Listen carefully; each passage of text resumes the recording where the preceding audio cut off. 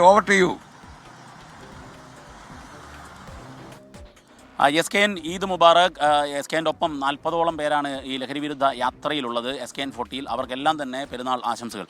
മലബാറിൽ കോഴിക്കോട് പ്രത്യേകിച്ച് പെരുന്നാൾ ചെറിയ പെരുന്നാളാണെങ്കിലും വലിയ ആഘോഷമാണ്. ഒരു മാസക്കാലത്ത് നീണ്ട വലിയ വ്രതശുദ്ധിയുടെ മാസം. 29 നോൻപ് കിട്ടിക്കഴിഞ്ഞു. അതിനുശേഷമാണ് ഇന്നലെ മാസപ്പിറവി കണ്ടത്.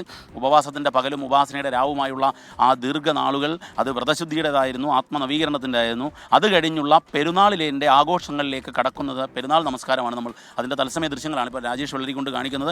ആയിരക്കണക്കിന് വിശ്വാസികൾ കോഴിക്കോട് ബീച്ചിൽ സംയുക്ത ഈദ്ഗാഹ് കമ്മിറ്റി ഒരുക്കിയ ഈദ്ഗാഹിൽ പെരുന്നാൾ നമസ്കാരം നടത്തുന്നതാണ്. പെരുന്നാൾ നമസ്കാരത്തിന് 7 റക്അത്താണ്. സാധാരണ നമസ്കാരങ്ങളെക്കാൾ വ്യത്യസ്തമാണ് പെരുന്നാൾ നമസ്കാരം. അതിന് പവിത്രതയേറെയുണ്ട്. ഇതാ ഇപ്പോൾ നമുക്ക് കാണാം ദൃശ്യങ്ങളിൽ ഇതാ പെരുന്നാൾ നമസ്കാരം സമാപിക്കുന്ന ദൃശ്യങ്ങളാണ് നമ്മൾ കാണുന്നത്. 7 റക്അത്ത് നമസ്കാരം കഴിഞ്ഞ് ഇതാ ഇപ്പോൾ ഇനി വിശ്വാസികൾ ഓരോരുത്തരായി ഇങ്ങ് പുറത്തേക്ക് ഇറങ്ങും. ഈ ഈദ്ഗാഹ് വേദിയിൽ നിന്നും പുറത്തേക്ക് വരും. അതിന് ശേഷം അവർ സ്നേഹപ്രകടനം നടത്തി സൗഹൃദം പങ്കുവയ്ക്കുന്ന ദൃശ്യങ്ങൾ കൂടി നമുക്ക് കാണാനാകും. ഇപ്പോൾ ദൃശ്യങ്ങളിൽ പെരുന്നാൾ നമസ്കാരം കഴിഞ്ഞ് പുറത്തേക്ക് വരുന്നവരെ നമുക്ക് കാണാം. നമുക്ക് അവരോട് ആ സന്തോഷം ഒന്ന് ചോദിച്ചറിയാം.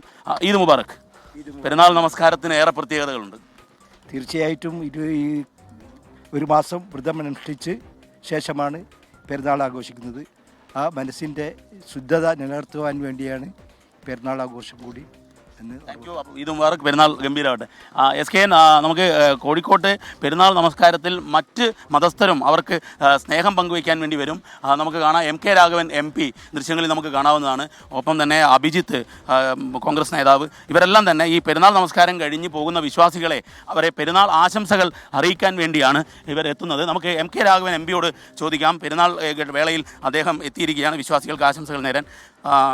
ഈദ് മുബാറക്. ഈ മലബാറിൽ പെരുന്നാൾ എല്ലാവരുടെയും ആഘോഷമാണ്. ഒരു സംശയം വേണ്ട, ജാതിക്കും മതത്തിനും അതീതമായിട്ടുള്ളൊരു ആഘോഷമാണ്. സമാധാനത്തിനും സന്തോഷത്തിൻ്റെയും സന്ദേശമാണിത്. Thank you. ഏതായാലും അങ്ങെത്തി. എല്ലാവർക്കും ആശംസ. SKN ഇതാണ് മലബാറിലെ ഒരു അവസ്ഥ. എല്ലാ മതവിശ്വാസത്തിൽപ്പെട്ടവരും പെരുന്നാൾ ആഘോഷത്തിന്റെ ഭാഗമാകും. അതുകൊണ്ട് തന്നെയാണ് ഈദ്ഗാഹ് കഴിയുമ്പോഴേക്കും MK രാഘവനും അഭിജിത്തും